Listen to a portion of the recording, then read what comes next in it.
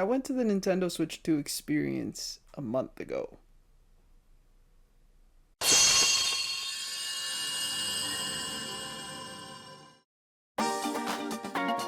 It's been a while, huh? Especially if you don't watch streams. This probably isn't exactly what you were expecting. I know I wasn't expecting it.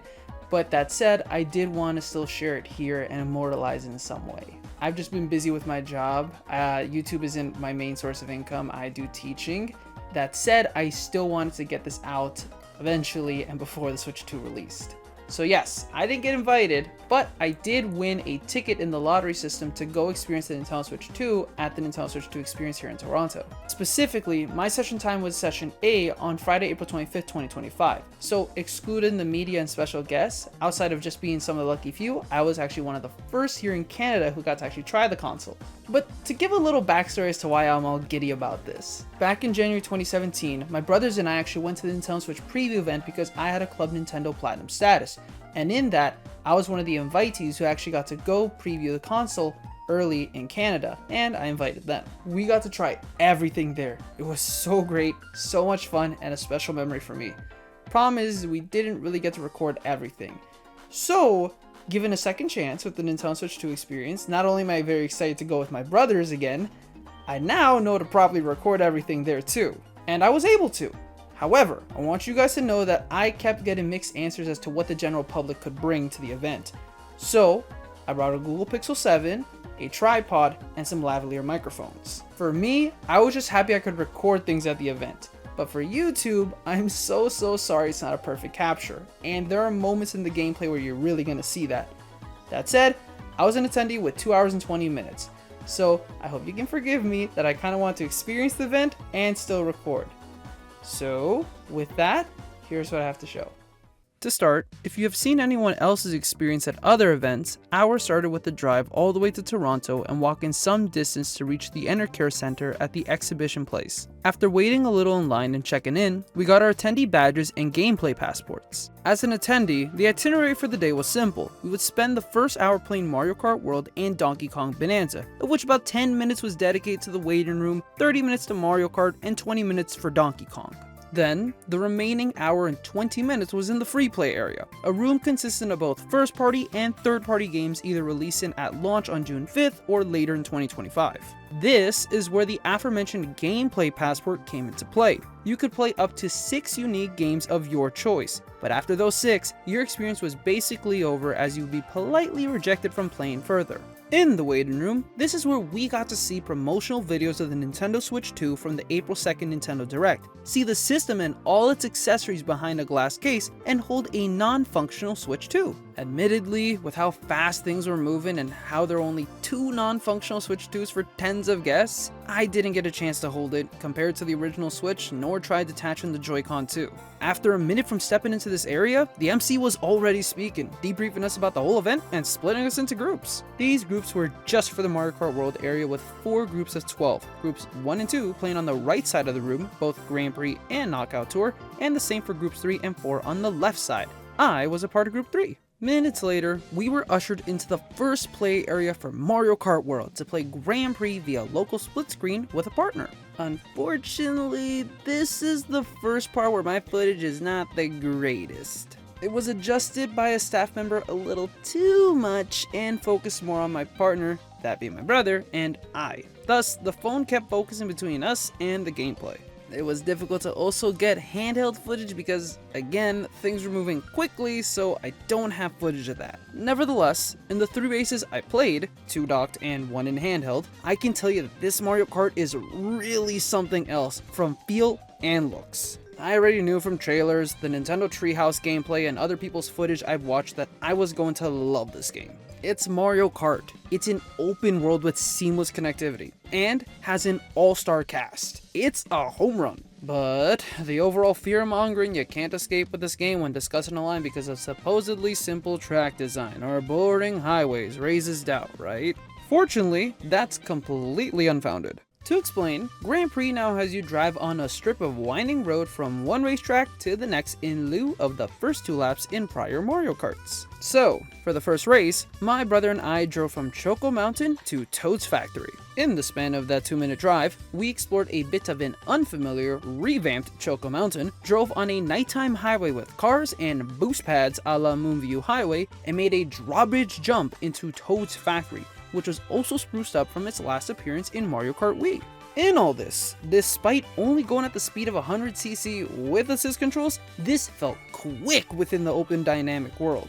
The item placement, the use of obstacles on and off roads, and everything else blended in a way where you can tell a lot of attention and care went into these intermissions. In other words, this overall gameplay style of 3 races to begin Grand Prix and then driving the distance is exactly what was needed to spice up a core part of single player Mario Kart. I even forgot that I was playing split screen multiplayer, or what my placement was in the race, as I was just enthralled by taking in the whole world at 1440p 120 FPS. And although I can't share footage of what was happening in handheld mode, the same sentiment applied. I played as Daisy in her Oasis outfit and drove from Wario Stadium to Airship Fortress, and as a person who still has the same subpar television from 2013, I knew that I'd be playing a lot of this game in handheld. The Switch 2 itself is heftier and grander than the original Switch, the colors were more vivid, and it all felt natural from someone who had never had a complaint with the form factor of the original Switch. So, good news. If you found the Switch in handheld just right or too small for your hands, it's going to be either just as good or better in handheld. Trust me. Okay, but back on the TV. Our third race was a segment already covered on Nintendo Treehouse, Crown City to Whistle Stop Summit. As someone who has watched the Grand Prix gameplay from Treehouse about 10 times already, playing this was both exciting and extremely immersive as the one finally behind the wheel. Again, it was segmented into 4 parts of Crown City, a grassland, the Mesa region before the mountain, and Whistle Stop itself. Here is where it really clicked that 2 minutes is the ideal sweet spot from one locale to the next. You never really get bored, especially when I realized that doing charge jumps on the open road, or to reach grind rails, evokes the same enjoyment as doing wheelies in Mario Kart Wii. I would also get to experience a wee bit of Mario Kart Double Dash entering the summit as I got hit by not only a bomb, but also a blue shell in succession. So, if you were worried about a race like this being born against CPUs, you are sure as heck not ready for the chaos of online. And with that note, our races were done and it was time to be shuffled into the next play area for Knockout Tour. This is the new battle mode that focuses on surviving a 6-lap rally of the intermissions. If you're familiar with any battle royale game, the objective is about maintaining your place above the threshold. Do the math with the laps and players, and every lap will eliminate 4 players until the last lap where you race it traditionally on a course. But before that, we had a small opportunity to test out free roam. Like Splatoon 3 or Monster Hunter Rise, as you wait for players to be queued in, you can just move around in the lobby and either explore or patiently wait. Except here, the lobby is the world map itself. I and a few players were dropped at DK Pass, and I was able to get a better feeling for Mario Kart World's drifting, the charge jumps, how to grind rails, and off-terrain / water movement.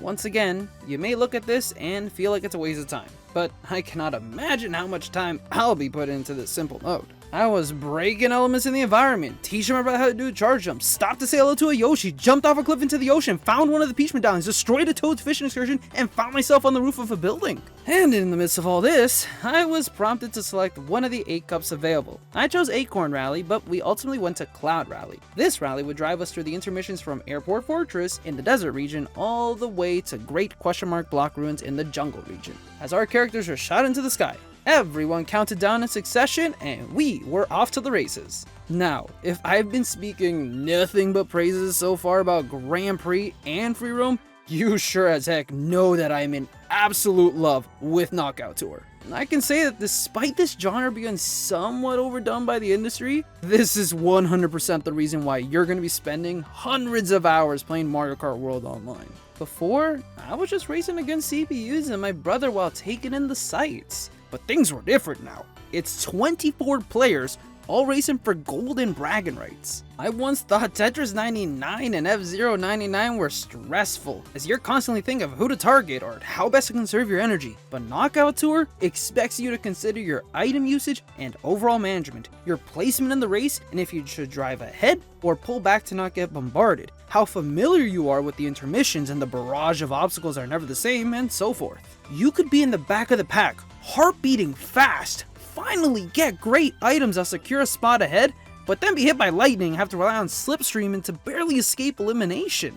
Or you could be in a comfortable spot up in the top 4s whilst playing it safe by distancing away from racers near the checkpoint, only to still get hit by 2 successive boomerangs and get knocked down into 14th place, ending your run. And yes, that's how I got out. Ironically, it was my brother who knocked me out, so as revenge, I recorded the rest of his race. Now again, this is where the footage jacks up and shifts from 60 FPS to 50 FPS before returning to 60 FPS. Don't blame the game, blame my equipment. Following my demise, the next intermission was the long bridge between Crown City to Fairway Oasis that, although being a long straight path, was still engaging to drive on. You're making more bridge jumps, dodging bomb cars and bonsai bills, maneuvering past traffic, and gaining as much speed from boost pads. At this point, you understand why I love these intermissions. They seem basic, and they will be in free roam because you want to see it drive. But that's completely different with 23 other players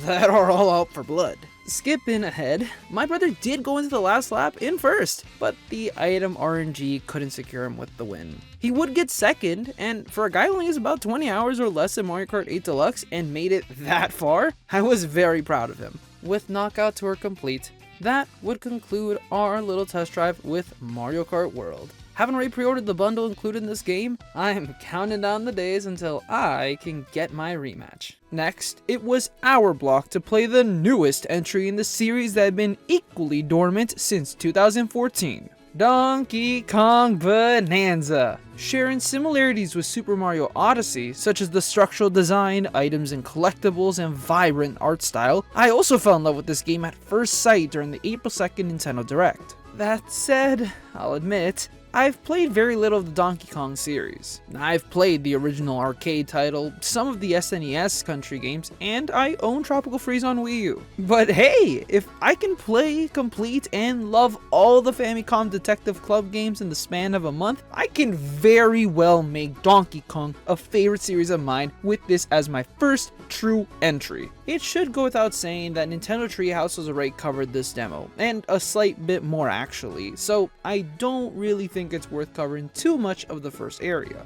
Donkey Kong starts on Ingot Isle, home to the Banandian Gem, the shiny golden banana equivalent to the Power Moons. Eats a couple of them alongside grabbing some miscellaneous collectibles, and is whisked into the depths Majora's Mask style, starting the adventure.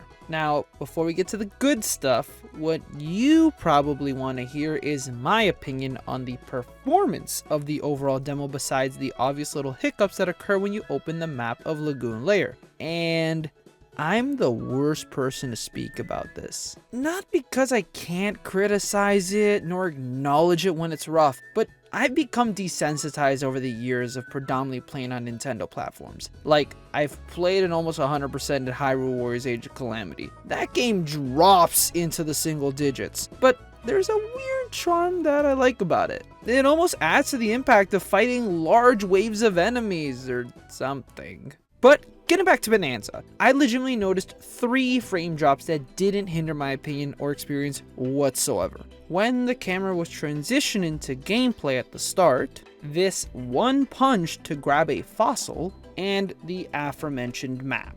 Were there more? Possibly, but it's very blink it or miss it moments for me. Plus, this is a demo for a build that most likely wasn't even close to gold. I'd rather reserve my criticisms for when the game launches, but I already have this pre-ordered, so... Besides that, I felt my experience was smooth as I tore the world around me. When you're exploring and punching walls to find hidden materials, throwing boom rocks to open more paths, or fighting enemies with your fists and dirt chunks, this game is therapeutic. Honestly, I just want to destroy all the gold in Ingot Isle's tunnel even if it served no purpose for the demo. And I wanted to make my own tunnel system on Sub-Layer 100 even if it would have led to nothing. It's the act of destroying with extremely responsive controls and sensible button mapping that compels you to punch through the toughest of walls for more bananas. Furthermore, as I rewatch my footage in Nintendo Treehouses, I know that I missed so much of what's hidden in both areas that we were able to explore. Ingot Isle is just a tutorial area that probably contains very little, while Sub-Layer 100 is only the first of many to navigate through in Lagoon Lair. But it's that level of excitement I feel from a 20-minute experience that spoke to me as to how well destruction and exploration go hand in hand here. For goodness sake, I accidentally turf surfed off the world, thinking I was dead, only for Deacon to effortlessly grab the wall, leading me to a lonesome bananium chip sticking out. I collected it, but didn't smash through to see what could have been on the other side, so you know for sure that's the first thing I'm heading for on release day. All in all, I had too much fun, and that's all I'm looking for in a game. Donkey Kong Bananza is pure joy and mayhem, and an easy recommendation. With the last major first-party title release and near launch done, it was finally time to spend the rest of the event in the free play area. Here in Toronto, it was a huge room that had a fair amount of stations for each of the games available at every other Nintendo Switch 2 experience. I wish I could have done a proper walk around, but again, I had a time limit. Nonetheless, you could see on the show floor that there were third-party titles such as Hades 2, Hogwarts Legacy, Split Fiction, and Street Fighter 6 with Yakuza 0 Director's Cut and Cyberpunk 2077 Ultimate Edition behind in the mature content area. Then, for first-party offerings, there was a mix of exclusive Nintendo Switch 2 and Nintendo Switch 2 Edition games, like Dragon Drive, Kirby and the Forgotten Land plus Starcross World, Nintendo GameCube, Nintendo Classics, Metroid Prime 4 Beyond, both The Legend of Zelda Breath of the Wild and Tears of the Kingdom, and so forth. If you already forgot, our gameplay passports were the ticket to only 6 of these games. The first party games averaged about 10 minutes per demo, while the third party ones were roughly 15 to 20 minutes depending on what you played. So once you fill the 6 boxes and do the math, it takes up the remaining hour and 20 minutes. Because of that, to maximize my experience and play what my heart was most excited for, my first stop was Nintendo GameCube Nintendo Classics. Look, we were released to the world the same year. I grew up with it, and you've probably heard my spiel about F-Zero GX in my GameCube racing video, but yes, let's go! We're getting Mario Kart, Sonic Riders, kind of, Kirby Air Riders, and F-Zero re-release with Fast Fusion same day, all the same year. I also wanted to get a feel for the GameCube controller that's also releasing with the service. And yep, the people who own the schematics to the original one sure do know how to reproduce a one-to-one Wavebirdless controller. With it, and no one else, I chose to spend the first 5 minutes of the demo playing F-Zero GX. Particularly, I made it widescreen mode and did the first 2 tracks of the Ruby Cup on standard with Captain Falcon. As you can guess, there's not much for me to comment on outside that it's F-Zero GX at a higher resolution. I didn't fall off the tracks once, got first place in both races, and the staff member told me I was the first of the day to get first in a Grand Prix race. Seriously, if you've played the GameCube and this game, you know how revered both are. Then, out of curiosity with my other 5 minutes, I wanted to try something 30 FPS after all these crisp games. So, I booted up The Legend of Zelda Wind Waker, and that was the shock indeed. Not in a bad way. The HD version on Wii U is also 30 FPS for crying out loud, but it's the fact that said version exists that kinda puts salt in the wound. That said, if Nintendo's allusion to Wind Waker HD coming to Switch and Switch 2 in the future holds merit, then I would imagine that reception to this game being on Nintendo GameCube, Nintendo Classics would go up. Nonetheless, for what we have now, it's adequate. The Wii U version holds a very special place in my heart as the first Legend of Zelda game I played and completed, but the original Wind Waker still holds up in its own regard. It looked great in the emulator, as I went to explore Outset Island, collecting the rupee under Grandma's house and saving Tetra in the Fairy Woods, and it felt pretty much the same as original hardware. It won't be a day one play for me, heck, I already own the original on GameCube, but I'll probably give it a whirl in handheld. And that's really the main thing. I'm just glad that GameCube games are finally officially playable on a portable, and there's an official wireless controller I already have pre-ordered. Some of my earliest memories with YouTube is watching the portable GameCubes and Wii's people made, so for it to be more than just Super Mario Sunshine now makes me immensely happy for launch. And we're going for the Path of Radiance! With that done, another game on my must playlist was Yakuza 0 Director's Cut. For a game that is critically acclaimed and heralded as better than its quote-unquote sold like hotcakes counterpart on the original Switch, I haven't seen many touch this demo. It could be very well the case that Zero is a decade-old game. Look, I too own the PS4 version on PS5, just never beat it. But, having played and completed Kiwami back in November, hoping to experience more very soon, I was in absolute disbelief Yakuza 0 was coming to Nintendo Switch 2, as a launch title no less. It was the first game I pre-ordered after the bundle.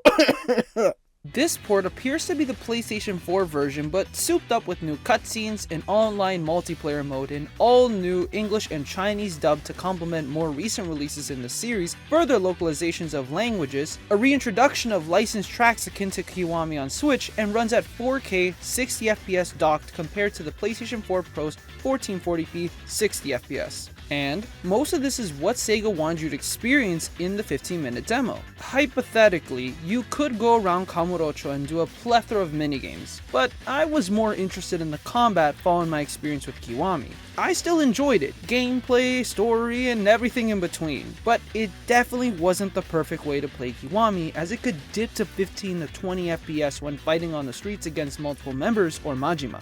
Thus, after smiling at the new intro logo for Ryuga Gotoku present in Pirate Yakuza, which silently confirms the rest of the series for Nintendo Switch like they teased in the announcement trailer, the demo starts near the end of Chapter 2, where you already have the Brawler, Rush, and Beast fighting styles and 10 billion yen at your disposal. After taking everything in with a quick spin around Kiryu, I first went to do the 89th sub-story, Bacchus' training, and got to slug a deck collector around whilst performing a rush move in 60 FPS. There was a fair amount of dialogue I should have skipped, but I was just happy seeing everything and taking it all in at a stable frame rate. Then, unnecessarily, I went to Kaoshimaru for a beef bowl before continuing the actual story. If you know Zero's story, you're familiar with first meeting Ora. If not, don't worry, just know that you have to first confront some of his men in the lobby of a building, which, once again, ran buttery smooth as money flew off of them, and then the main guy himself in the penthouse suite. I fought him in the beast style with a chair and desk before using a Chinese broadsword in brawler style to finish him off.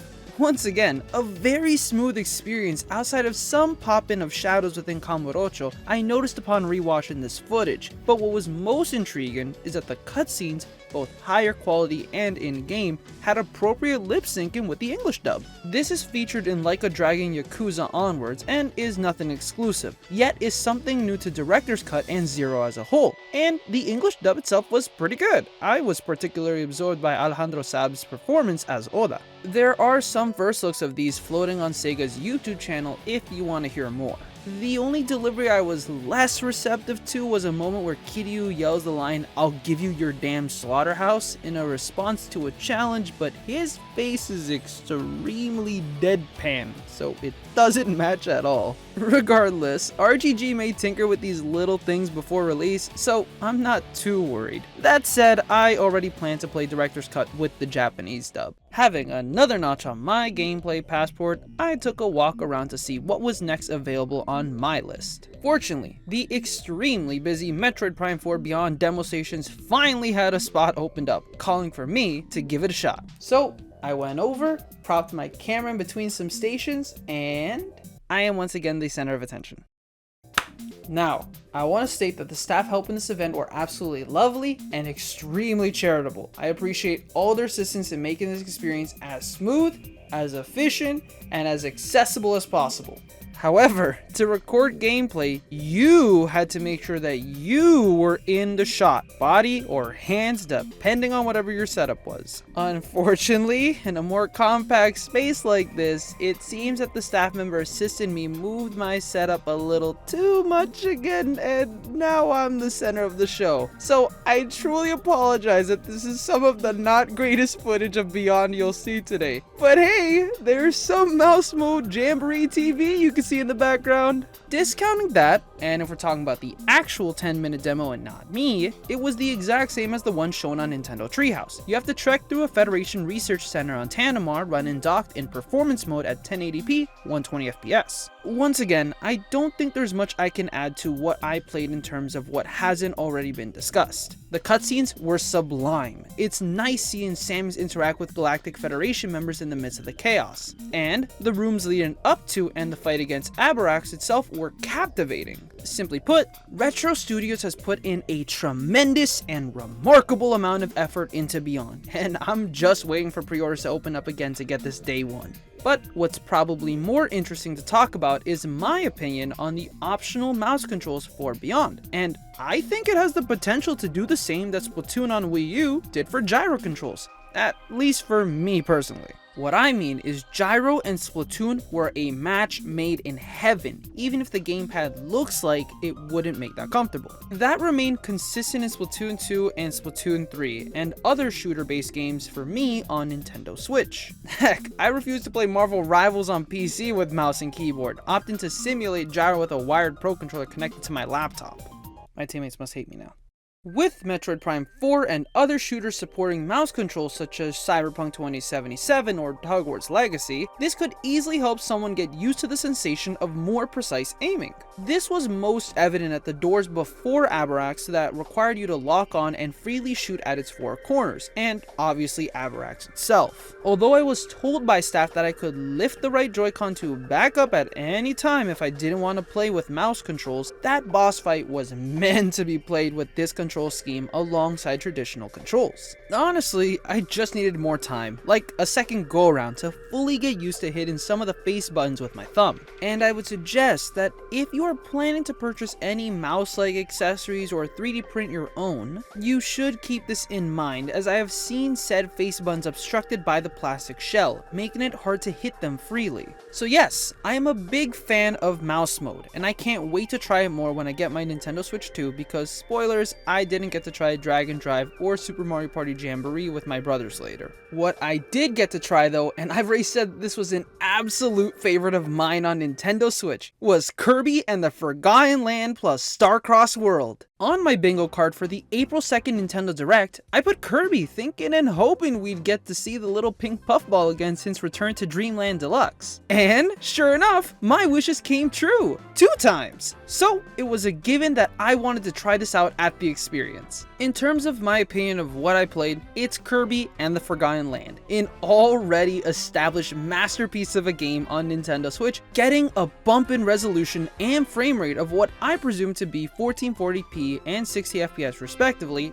and new content in the form of the Starcross world. You're perfecting perfection, in other words, and there's nothing I can complain about. I can't even complain about playing with the Joy-Con 2 plus charging grip either. I haven't spoken much about them, but it's a sound way to play the new hardware. The face buttons were bigger, the joysticks felt smooth and larger, and the GL/GR buttons were a fun sensation to click on the back. What I'm playing, and then some, has unsurprisingly already been covered by Nintendo Treehouse, except for the third secret story I saved, of which I was informed by the staff member that I was the second person to find all 3 in the level that day. But getting back to my opinion, Starcross World, based on what I played, appears to be an extra mode where you play redesigned but unique levels found in the Forgotten Land. To further elaborate, the demo level titled Meteor Shower's Arrival features about 5% of point of arrival from the base game, whilst being slightly inspired by Downtown Grassland. So, although these seem like remixed levels with a new mouth mode at first glance, 90% of it is pretty much new stuff that still incentivizes you to check every nook and cranny for starries, and I imagine this will follow suit in the full release when going off from what was in Nintendo Treehouse. Now, hypothetically, if that wasn't fully the case, I still wouldn't have a complaint because the formula is sound. I'm basically paying $15 for DLC in a favorite title of mine. The other $15 goes towards the nagging feeling in my head that keeps questioning if this game was truly 30 FPS on the original Nintendo Switch, because my memories tell me otherwise. Nevertheless, I had a lot of fun in those 10 minutes with the new Spring Mouth, and thank goodness it doesn't play like Spring Mario from Super Mario Galaxy. The level was nicely made with careful placement of platforms and obstacles, and new variations of enemies to complement the new mouthful mode transformation. As long as the game makes me continuously question if the original truly was at 30 FPS while still amazing me at every turn, then I say keep it up with these Nintendo Switch 2 Edition releases. Seriously, I need them for the Xenoblade Chronicles series, please. Speaking of Nintendo Switch 2 Editions, and to keep the streak going, how about a freebie? Yes, at the Toronto event at least, playing Breath of the Wild, Tears of the Kingdom, or Nintendo Switch 2 Welcome Tour did not cost you a space on your gameplay passport. I presume that this was the case because the demos in question were only 5 minutes each. However, within my time slot, and the desire to try a couple more longer third-party games, I could only try one. This was also amplified by the fact that there was only one setup for each Zelda title and 2 setups for Welcome Tour. Luckily, before my next game, the one setup for Tears of the Kingdom was open. Should you be like me, you probably have at least 100 hours in Tears of the Kingdom since release. Maybe you beat it too. But if you're really like me, you put all those hours in, completed a lot of your map too, but said that you would hold out on the main story content until a Nintendo Switch Pro release to see if Nintendo would make some changes. If that was the case, you and I have been rewarded for our patience with the Nintendo Switch 2 Edition, because, oh my goodness, I've never been in such awe by how heavenly Tears of the Kingdom, and by extension Breath of the Wild, looks and feels at 1440p 60 FPS. These two are some of my favorite games of all time, and with expansion pass owners getting these upgrade packs for free, I'm seriously considering revisiting Hyrule for 2 new playthroughs. I still have Tears of the Kingdom to complete first, and that I will, but skydiving from the Great Sky Island and seeing it all left me in silence and bliss. As I fooled around a little on the plains of Hyrule Kingdom, throwing my weapon at some pink heron and running down a steep hill, I remembered that I was an avid fan of the HUD mode being set to Pro. After turning this setting on, you could see my immediate happiness, saying that's way better. I would defeat a bokoblin riding a horse before shortly returning to my moment of peace. Link was simply jogging. There was the perfect lighting and evening sun radiating. The sharp, singular blades of grass were dancing. The endless options around of where to go first. You can't be any more mesmerized. I was hoping to reach one of the shrines before the end of the demo, but I was actually unaware of the 5-minute timer, so my experience here would end after an accidental encounter with a battle talus. It was a short time, but nonetheless impactful. The takeaway here is that if you have not played either Breath of the Wild or Tears of the Kingdom yet, or perhaps you didn't like them the first time around, I will not admonish you. I just need you to finally try them, or give them another shot, because the feelings I got from this were the exact same that I felt when I booted up Breath of the Wild on launch day back in 2017. Taking my step back from Hyrule, I was still yearning for some more open world action. A game that was an entirely new experience for me, and one that I, again, actively refused to buy on PlayStation 5 simply because I was holding out after leaks were popping up earlier in the year. The game that fulfilled that criteria would be Cyberpunk 2077 Ultimate Edition. Like you, I'm aware of the botched release on previous generation consoles that resulted in refunds and class action lawsuits. I'm also equally aware of the critically acclaimed Cyberpunk Edgerunners, the anime miniseries that helped rectify 2077's reception alongside its subsequent patches, current generation ports, and Phantom Liberty expansion. So, in terms of history, I'm familiar with its redemption story. The actual game itself, new. And that's what I get for not playing many first-person shooter titles. But hey, a fresh mind is an open mind, right? Now, if you recall, I'm not the biggest enthusiast when it comes to the technical makeup of video games. All that jargon that individuals use to critique a game is not really in my vocabulary. At the end of the day, if a game can satisfy me and looks good in its visual departments whilst also being uniquely fun and engaging in its gameplay, it's generally a pass in my books. Therefore, if you are content with miracle ports such as Doom 2016, Crisis Core Final Fantasy VII Reunion, and Nier Automata, or pleased with experiences like Astral Chain and Persona 5 The Royal all on Nintendo Switch, I think you'll find this 7-week build of Cyberpunk 2077 pretty competent. The difference is that I would take it a step further and call it immersive and addicted instead, because that's what I saw it as. There have been other reviewers and attendees who have tried the game and report frame rate hitching, slowdowns in combat, and the lack of DLSS making it look rough. And all I can honestly say is, ¿Qué dijeron? At the experience, and as I rewatched the footage, I keep staring at the screen in amazement with how well the game ran while I was playing it. And if you too want to be the judge of this game, immerse yourself a bit and take a step back from my camera recordings. There's a fair amount of B-roll footage you can download on CD Projekt Red's Press Center that captures direct footage of quality mode on Nintendo Switch 2. As for the demo, this was a 15-minute snippet of a part later into the expansion, Phantom Liberty, where you have enough time to complete the gig Roads to Redemption, a quest I have no idea about in the larger context, or explore Dogtown to your heart's content.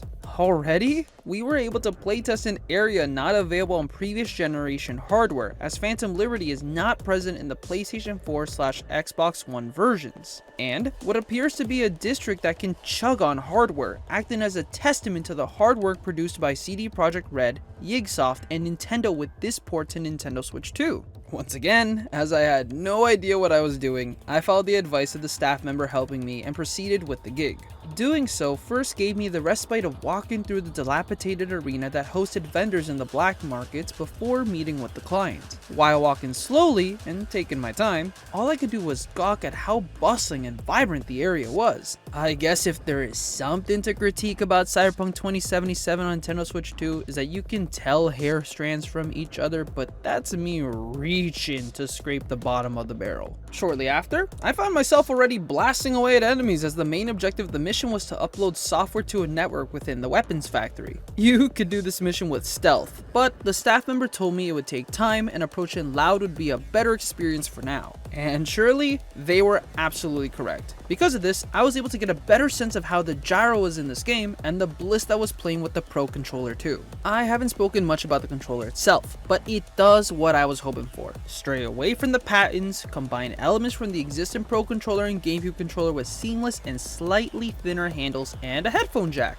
You know the saying, if it ain't broke, don't fix it. I know I will try the mouse controls with Cyberpunk 2077 to see how those work in time, but gyro will most likely be my preferred way to play docked. I was even informed that you can calibrate the overall sensitivity to your liking, getting to choose when and where you would like gyro enabled. Now, actually putting that to the test here, I imagine that if you give me a couple more hours with the game, I could get used to using the Powerlight machine gun. Problem is that the recoil and damage often made me switch to Crime Stopper, the pistol provided for the demo that was way easier to handle and did the damage I wanted. Nevertheless, scouring the factory and fighting waves of enemies while also doing the occasional breach protocol, which I think was in 60 FPS, so perhaps the menus hit that frame rate, was the exact amount of euphoria I was hoping for when I went into this demo uncertain if I want to buy the title at launch. I'm not exactly sure what to call it. Maybe it's an impulse of playing something different to what I'm used to, and perhaps I'm still on a high to this day from what I played in that demo. But the fun and excitement I had with Cyberpunk 2077 Ultimate Edition also showcases to me the overall diversity to the launch lineup that the Nintendo Switch 2 will have. On the whole, I would recommend this game alone on the fact that it's fully available on a cartridge unlike other third-party titles. I know that's ironic for me to say after what I already told you that I have pre-ordered, however, having actually played it firsthand and also fallen in love with the overall performance and feel, I can give it my seal of approval if you're looking for a companion title to play at launch. It's yet again on the level of a miracle port, But now reality is the gap between Nintendo's hardware and ambitious titles from developers everywhere are closer than ever. And yes, as I got to the car after the event, I went ahead and pre-ordered it. Now extremely excited to see what Night City will have in store for me. With one last box to fill, and my brothers reporting to me that they are all finished with their gameplay passports, I couldn't really play a multiplayer title with them like I originally had planned. So as we were nearing the end of our time allotment, I kind of just went for what was around and available. That led me to the demo booths for Street Fighter 6 Years 1 to 2 Fighters Edition. To tell you the truth, I think the announcement trailer that came out the same day as the April 2nd Nintendo Direct is probably my most watched trailer in the past month, simply because it was the only third-party game that had a 4K 60 FPS trailer uploaded. Plus, it's well edited and not on the sidelines is a great main theme. As a result, this was in the back of my mind going into the event. Therefore, we'll call it a nice coincidence. That said, there is some good news and bad news with this experience. Starting with the bad news, first, I must warn that my knowledge of traditional fighting games is fairly low as well. I don't think my experience with BlazBlue, Cross Tag Battle, or Dragon Ball Fighters is enough to compensate, so you can assume what this footage will look like. Second, because I was kind of scrambling for one last game on my gameplay passport, I accidentally approached the booth that had sideways Joy-Con 2 to play with rather than the Pro Controller 2. It may not be the best controller scheme, especially for a game like this, but when you think about it, there is a silver lining as I hadn't gotten the chance to test the Joy-Con 2 sideways yet. As I couldn't play with my brothers, and I'd rather face a human than a CPU, the staff member was happy enough to play with me. We would do one-on-one versus battle and 2 gyro battles to test the new mode. For our first match, we went to Genbu Temple and I had chosen Luke while the staff member chose Zangief. You can tell me how this matchup is supposed to go, but my plan was to do jump-ins and pray that my spacing/footing was a-okay. Other than that, I had like 2 seconds before the match to look at the pamphlet in front of us and learn how to do something like a heavy punch or kick. I've heard what drive impact is, but I cannot tell you what button that was supposed to be. What I can tell you is that the Joy-Con 2 sideways is much more comfortable this time around, especially with the fact that the SL/SR buttons don't feel like the Tic Tacs they are often compared to. It's not a huge difference, but like I said when I was playing with them throughout the event, I would like to believe that you'll find them much more approachable as a controller option if you aren't planning to use your original Pro Controller or purchase a Pro Controller 2 at release. Small controller or not, I was nonetheless able to pull through and win both rounds of our first match. The staff member was then pulled for a second to help another pair that wanted to try Street Fighter 6 as well, so I was left alone to fiddle around in the menus. As I was setting us up for the next 2 gyro battles, I would also get to see the controls for this mode, and I think you know how these will play out. In short, it's like a mode built for auto combos where one input should do you the trick, but it's technically worse as all your inputs are mapped to shaking the Joy-Con 2 around. So not only are you now fighting in-game, but you're also fighting yourself. This still made for an entertaining experience as the staff member and I were watching some intense battles play out as way better combos than what we were doing before were actually happening. However, I assume the most amount of merit this mode is going to get is maybe 5 minutes between friends. If you're going to play with this control scheme, it's most likely going to be in the Calorie Contest, a new mode exclusive to Nintendo Switch 2, where you do the same but see who can rack up the most calories burned. I didn't play it here as this gameplay session only lasted 10 minutes or about 3 matches, but it was featured on Nintendo Treehouse. Besides this, within our gyro battles, I was able to focus more on the actual visuals as I wasn't too occupied with input and buttons. Whether you find it satisfactory or not, I was once again impressed that Capcom was able to port Street Fighter 6 onto the Nintendo Switch 2. I imagine this version is based more on previous generation versions, perhaps slightly on par with the Xbox Series S version, but it was running extremely smooth at 60 FPS and what may be a partially upscaled 1080p. Whether at Genbu Temple or Fat Foran, regardless of the characters we chose, I found myself just as absorbed with all the effects flying around as clashes occurred and moves connected. It was a short 10 minutes, but one that has left me tremendously excited to see what Capcom will bring over now that the RE engine has further leeway on Nintendo Switch 2. Also, about that good news, I may or may not have had a coupon code that helped me shave off some dollars from some Nintendo Switch 2 game pre-orders. So, in the same order as Bananza, I also picked up Street Fighter 6 the day after the experience. This may be my least played game on launch, but I also wanted to show some love and support. Finally, with all three of us having completed our gameplay passports, it was time to say goodbye to the Nintendo Switch 2 experience at Toronto. My brothers and I would trade in our wristbands for the holy grail that was the book bag with Nintendo Switch 2 branding, left the Enercare Center, and then drove back home. It was a short 2 hours that left me wanting so much more. But as I've been working on this little filler episode, it has been some time since. There's been more events at different cities, more games have been announced for Nintendo Switch 2, and the collective excitement continues to grow. If you look at the calendar, we're pretty much there, and I'm very excited to get everything soon. And I hope you got your pre-order too. However, after I get the system, I play it and experience it just like I did with the original Switch years ago, I'll forever be grateful that not only did I go to the original preview event, but now this experience with my brothers. I never mentioned it, but we got our photos taken a couple times at the event too, so I'm hoping those pop up somewhere. And I also hope that I get to go experience the next piece of Nintendo hardware with them. But surely that'll be another 8 years away, right? Well, that's it for me. My book bag sits nice and proudly above me, and the lanyard actually is right behind me. And now we wait a bit more. This is going to be one heck of a launch. Next couple of months, and a year of fantastic Nintendo and third-party releases. It was an absolute pleasure, and all I can say is thank you, Nintendo, for the experience, and thank you for watching.